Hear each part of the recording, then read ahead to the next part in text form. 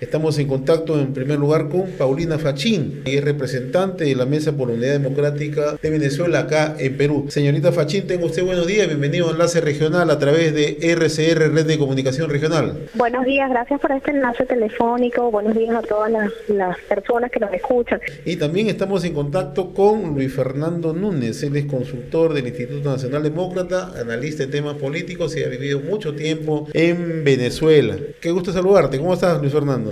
Todo bien, todo bien. Yo quisiera preguntarle a la señorita Fachín que nos explique brevemente, que nos grafique cuál es la actual situación social. Hoy en Venezuela no se vive solamente una crisis política, también se vive una crisis humanitaria. Por eso que antes de entrar al análisis político en sí, de las probables salidas que pueda tener Venezuela, me gustaría que la doctora Fachín nos cuente cómo vive un venezolano en estos momentos, cuál es la vida diaria de un venezolano, qué aprietos tiene, qué problemas tiene. Mira, José, efectivamente la crisis política ha sido superada por una crisis humanitaria que padece el pueblo venezolano en su totalidad, sin importar clase social, tendencia política, religión ni credo. Es una situación donde los venezolanos pasan horas, inclusive días, apostados a las afueras de un mercado, marcados como ganados con números, apostados y custodiados por las Fuerzas Armadas venezolanas para hacer grandes colas, para ver qué alimentos pueden comprar. Y cuando digo qué alimentos pueden comprar, porque es que los mercados están vacíos y los venezolanos se paran fuera de los mercados con el objetivo de ver qué alimentos llegan. Y otra cosa muy importante es que no le permiten comprar la cantidad de alimentos que ellos quieran, sino que, por ejemplo, le permiten comprar 1 kilo de arroz por familia. Otra cosa que tienen es que según tu terminal de DNI, se organizan por cada día. Tú no puedes comprar todos los días, sino el día que corresponde a tu terminal de DNI. Eso en el sector alimento. El venezolano, sin distingo de clase social, dejó de comer 3 veces al día. Y no es porque de repente no carezca de la capacidad económica para adquirir alimentos, simplemente es porque no hay alimentos, no hay alimentos en los anaqueles. Tenemos otra crisis muy importante que es el tema de la salud. En Venezuela en estos momentos, en las clínicas privadas no hay medicamentos de ningún tipo, en los hospitales mucho menos y en las farmacias tampoco. Y cuando hablo de medicamentos, es que no hay medicamentos desde los más básicos como ibuprofeno o medicamentos para la atención o la diabetes, y mucho menos hay medicamentos para tratamientos más complicados como puede ser cáncer, SIDA y ese tipo de enfermedades que son más complicadas y costosas. Adicionalmente, tenemos una crisis en el sistema eléctrico que ya ha sido pública y que acá en el Perú también han visto un poco el tema, donde tenemos 8 estados con racionamiento de luz. Ese racionamiento de luz es que tienen 4 horas de luz al día. Pero estos 8 estados son los que gozan de tener racionamiento, porque los otros 14 estados que forman la República de Venezuela simplemente no tienen luz. Entonces, ¿cómo podemos hablar de un país que democrático, de progreso, que trabaje, que sea productivo, si tenemos una crisis que va desde lo más básico, del servicio más básico, como puede ser la electricidad, carece de alimentos, carece de medicinas, y el tema de la luz ha tenido unas consecuencias no solamente en el área laboral de Venezuela, en la cual se ha reducido por decreto presidencial la jornada laboral a 5 horas diarias y a 4 días a la semana, sino que además genera problemas graves en la educación. Los niños están recibiendo solo 4 días de clases a la semana. Tenemos niños, como sucedió en el hospital de Barcelona, que fallecieron por un largo corte de luz. 7 niños que están en incubadoras fallecieron. Tenemos el agua contaminada. Tenemos gente sin agua porque al no funcionar las plantas eléctricas pues no hay agua. Entonces el problema es muy complejo y con muchas aristas. Y como te lo decía al inicio, la crisis política fue superada por esta crisis que se ha convertido en una crisis humanitaria de una envergadura que no esperábamos ninguno y que se ha convertido en la crisis humanitaria más grande de la historia contemporánea del país. Adicionalmente, la gente está desesperada, se han iniciado saqueos en muchas de las ciudades, tenemos toques de quedas como en ciudades como la de Maracaibo, el tema de que no haya luz favorece a que la delincuencia actúe más libremente. Entonces, además de que tenemos un sector privado que en su mayoría ha sido expropiado, los venezolanos no tienen trabajo, el sueldo mínimo de un venezolano al mes es de $8 al mes. Entonces, es una situación compleja, difícil que atraviesa el pueblo venezolano, además de tener un Estado que no respeta los derechos humanos y que tiene presos políticos. Abogada Fachín, yo quisiera preguntarle por una de las aristas muy delicadas sobre las cuales no hay mucha información. La arista que nos interesa en este momento es sobre las llamadas misiones y la presencia en los servicios de salud militares, policiales y médicos, servicios del personal cubano. Mira, nosotros tenemos agentes cubanos introducidos dentro del Ministerio de Defensa. Eso ha sido denunciado por varios líderes de la oposición en Venezuela. Igual en el sector salud. Y su trabajo básicamente, por ejemplo, en el sector salud, si bien es, digamos, darle servicio primario a algunas barriadas, también actúan como agentes de investigación y control del barrio. Y cuando me digo agentes de investigación y control, en el mismo sentido que lo usan a Cuba, ellos puntualizan quiénes son las personas que son opositoras, quiénes son aquellas personas que tienen liderazgo, a qué personas hay que perseguir, a qué personas hay que amedrentar. Y van creando una base de información dentro de cada uno de los pueblos jóvenes de Venezuela, de las barriadas, y crean ese censo, ¿no? Eso desde el punto de vista de lo que ha sido el sistema de salud. Igualmente, una queja permanente que sí hemos tenido los venezolanos es que este sistema de salud existía anteriormente, esa salud primaria que se la llevaba a las poblaciones, a los pueblos jóvenes, a los asentamientos humanos, pero este sistema primario era hecho por médicos venezolanos y su función era simplemente llevarle salud al pueblo en estas zonas, ¿no? En el otro tema del Ministerio de Defensa, es lamentable como venezolanos que dentro del Ministerio de Defensa de tu país actúen personajes del sector o de otro país, como en este caso de Cuba. Y te digo mi experiencia personal, a mí me ha pasado en protestas en Venezuela donde tú vas con tu bandera y simplemente el guardia o la persona que está con un uniforme de la Guardia Nacional Venezolana te responde con acento cubano. Y es muy doloroso para los venezolanos que sean controlados, vejados y en algunos casos golpeados por personas que portan el uniforme de Guardia Nacional Venezolana, pero que no son venezolanos y que están ahí por motivos meramente políticos y de control. Y a eso añado un detalle. Sí, Luis Fernando, por favor, sí. El gobierno venezolano que tanto se queja de la intromisión, que si de los Estados Unidos o del gobierno de España en los asuntos interiores de Venezuela, el drama venezolano es que, por ejemplo, quien trabaja todo el tema de lo que pudiera ser en Perú, los servicios de identificación, o digamos así, el RENIEC, en el caso venezolano, el RENIEC venezolano está manejado por cubanos. Hay pruebas patentes de ello. El sistema de identificación de pasaportes, de DNI, de carnet de extranjería venezolano, está manejado por el Servicio de Inteligencia cubano. Y eso es un drama, porque entonces estamos entregando nuestra soberanía, los datos de nuestros ciudadanos a otra nación. Y eso me parece a mí sumamente grave. Y el control policial y el apoyo de las Fuerzas Armadas al dispositivo militar en estos pueblos jóvenes, en las zonas más populares, donde el gobierno sigue insistiendo que tiene su apoyo, ¿cuál es la situación? Así es, y vamos a añadir un detalle que no habíamos hablado, el tema de las notarías. En Venezuela, hoy día, también todo el sistema notarial, registro de propiedades, de vehículos, todo lo que tiene que ver con lo que una persona natural tiene como propiedad, también está en manos de cubanos. Yo puedo entender que nuestros oyentes dirán, estos son unos radicales opositores que están inventando un drama, una telenovela. No es así.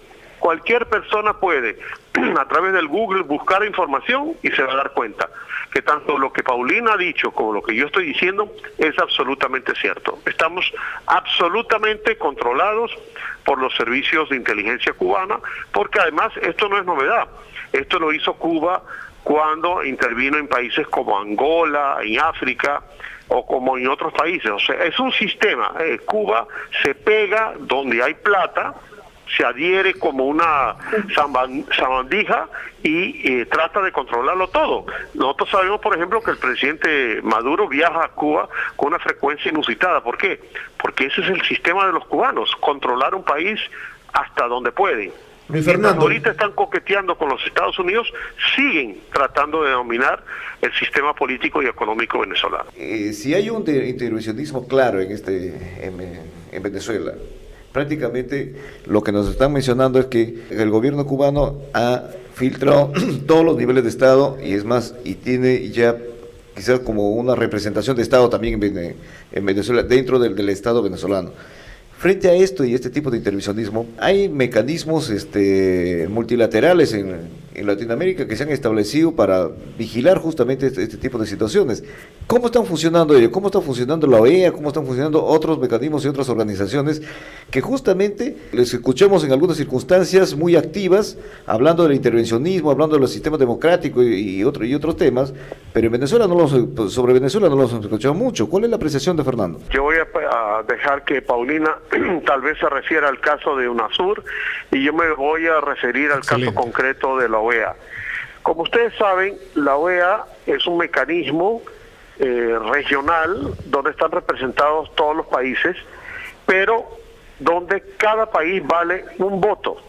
El problema con la OEA es que ya en tiempos del presidente Chávez, él de alguna manera construyó una estrategia para ir de alguna forma comprando, por darle un nombre, los votos de la OEA. O sea, por ejemplo, todas las islas del Caribe y algunos países del continente, algunos países de Centroamérica y del Caribe, como les repito, tienen un voto en la OEA. Entonces Chávez, a través de los favores, de las dádivas, de los programas sociales, de la entrega de petróleo, fue poco a poco copando el voto. Entonces, cuando el tema Venezuela entra a una asamblea en la OEA, ya sea por los cancilleres o ya sea por los embajadores, el tema se paraliza porque todos esos países han venido votando a favor del régimen de turno. Como la FIFA, más o menos. Está cambiando, porque al tener tantas restricciones económicas, tanto en petróleo como en programas sociales,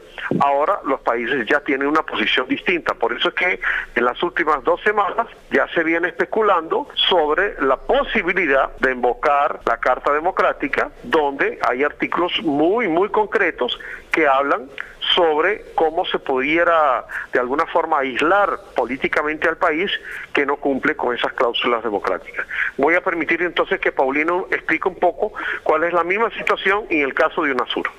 Muy bien. Bueno, el caso de UNASUR ha sido muy triste para los venezolanos y creo que para la región. Y recordemos que, y yo siempre, porque el pueblo venezolano no ha olvidado este gesto, justamente aquí en Lima se reunió en la UNASUR en una reunión convocada de una manera rápida un 18 de abril del 2013. Y cuando el presidente Ollanta era presidente por tiempo de la UNASUR, le dio el aval a Nicolás Maduro de ser nombrado y reconocido como presidente constitucional de Venezuela un 19 de abril del 2013, hace 3 años exactamente. Entonces, con el aval de la UNASUR, a pesar de haberse ocurrido en Venezuela unas elecciones poco transparentes y en la cual se siguen procesos internacionales y estamos a la espera de los resultados de los tribunales, la UNASUR se comprometió con el pueblo venezolano a que haría una auditoría en búsqueda de una imparcialidad y una transparencia de ese proceso electoral. Han pasado 3 años y la UNASUR nunca fue a Venezuela, y los venezolanos continuamos esperando que algún día la UNASUR vaya y que le dé la cara a Venezuela, por decirlo de alguna manera. Pero adicionalmente, el sábado pasado, justamente hace una semana, para nuestra desgracia y a nosotros nos sorprende que así lo hayan aceptado en los otros países de la UNASUR, ha sido nombrado presidente pretempore de la UNASUR el presidente Nicolás Maduro. Entonces, Venezuela no debería ser miembro de la UNASUR, porque el acuerdo de protocolo de Guayana de la UNASUR establece que para ser miembro de esta organización, uno de los requisitos fundamentales es ser un Estado democrático en el que se respete el Estado de Derecho y no se violen los derechos humanos. Y Venezuela en ningún momento cumple ninguna de estas características, ni el gobierno de Maduro cumple ninguna de estas características. Y sin embargo, sin alzar la voz, ninguno de los países miembros de la UNASUR, lamentablemente hace una semana fue nombrado presidente pretempore Nicolás Maduro. Y la pregunta que nosotros nos hacemos, ¿con qué moral y con qué ética?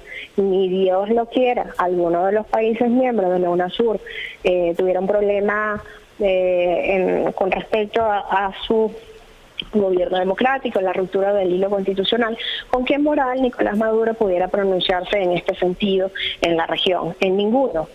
¿Cómo puede ser Nicolás Maduro presidente de la UNASUR si esto lo que busca es el beneficio de todos los ciudadanos de la región, el progreso económico en conjunto, el progreso laboral de todos los ciudadanos de la América del Sur, cuando tenemos un país, como lo hablamos en el bloque anterior, con una crisis humanitaria tan severa como el nuestro? El sistema de protección de derechos humanos de las Naciones Unidas, aparte de la OEA, que tiene sus características específicas, los altos comisionados, ¿ha tenido alguna intervención? Sí, ha tenido una intervención y muy importante en algunos casos emblemáticos, como el caso de Leopoldo López, el caso del alcalde de Caracas, Antonio Ledesma, quienes han sido reconocidos por la comunidad internacional y por órganos como la ONU como presos políticos. ¿Y por qué se les llama que son presos políticos? Porque no hay ninguna prueba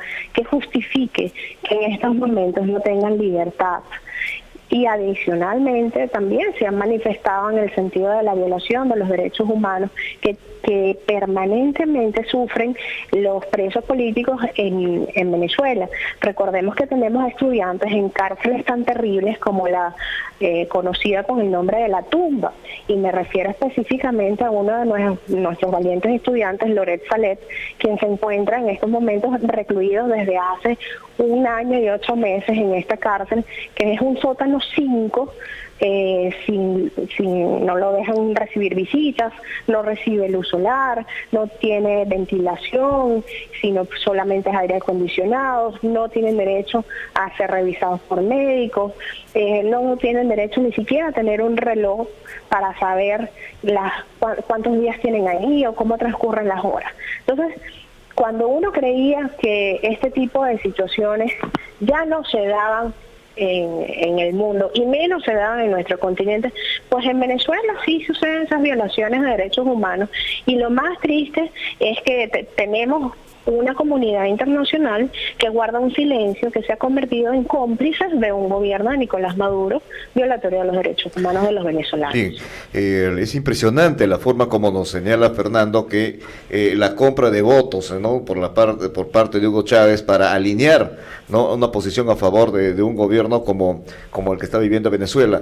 Y justamente ahí va mi pregunta, el tema de la corrupción y el tema del narcotráfico. Se ha hablado en los últimos meses, ha habido informes de algunos medios de comunicación respecto a este problema que vive Venezuela, y se habla pues de situaciones bastante escandalosas, por decirlo de cifras y de hechos que en realidad ya que nosotros pensamos que habíamos visto todo, todavía nos llama el asombro. ¿Cómo está esa situación y cómo vamos y cómo está el problema de la corrupción y el narcotráfico en Venezuela?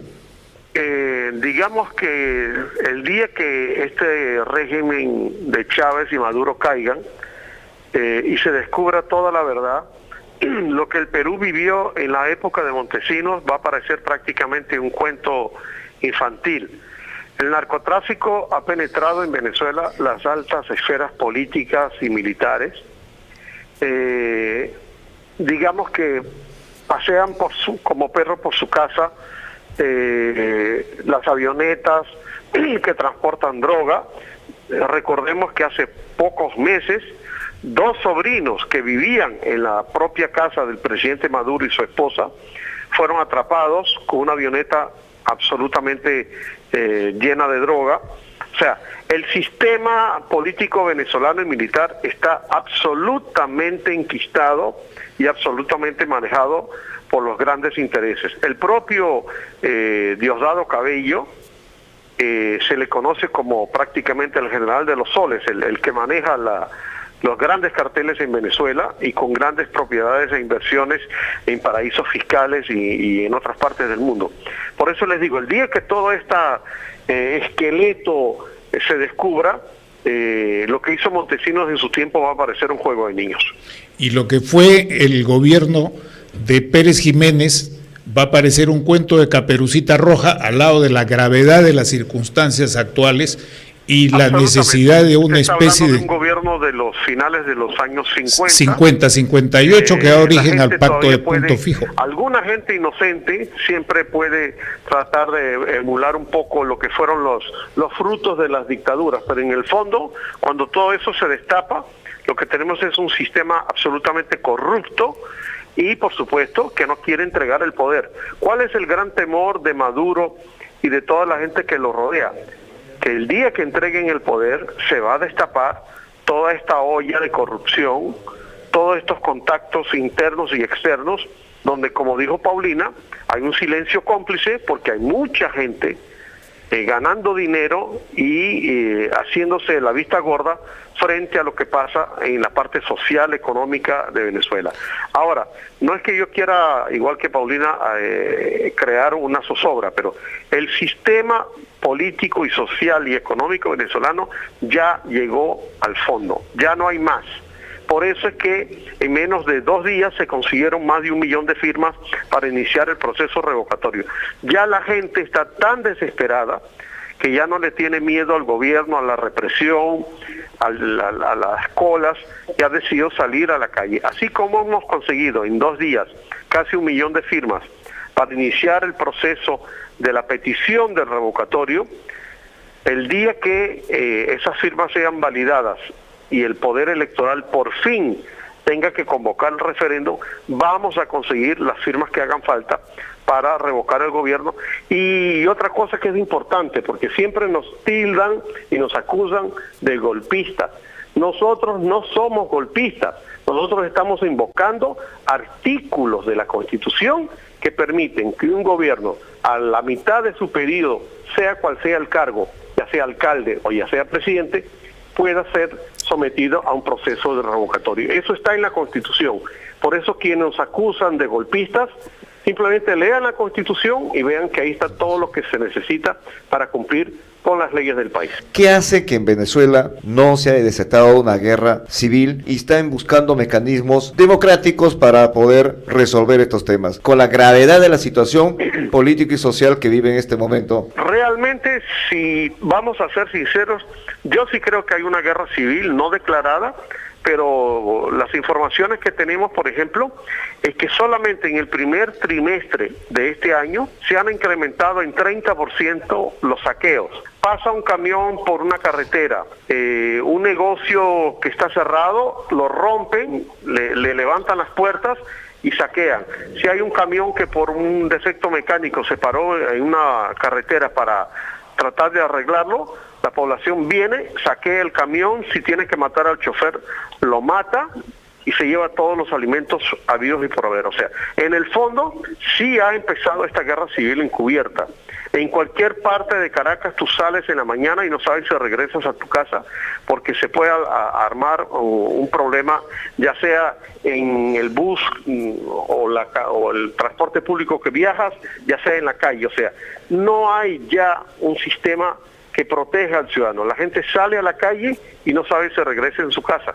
Eso es una guerra civil no declarada, pero que sí existe. Y mucha gente abriga el miedo porque en cualquier momento se puede desatar sobre todo en las barriadas más populares, la gente después de las 7 de la noche no sale de su casa porque no sabe a lo que se somete. Eso en el fondo es una guerra civil. La aproximación del gobierno estadounidense al gobierno cubano representa para la acción de la oposición un factor ¿de qué tipo? ¿Neutral, negativo, positivo? ¿Cuál es su apreciación sobre este hecho? Antes de responderte la pregunta, que te la voy a responder, también quería agregar a la exposición de Lucho que en Venezuela otra cosa que para fundamentar que hay una guerra civil no declarada, el 2015 cerramos con un índice de asesinatos de muertes violentas.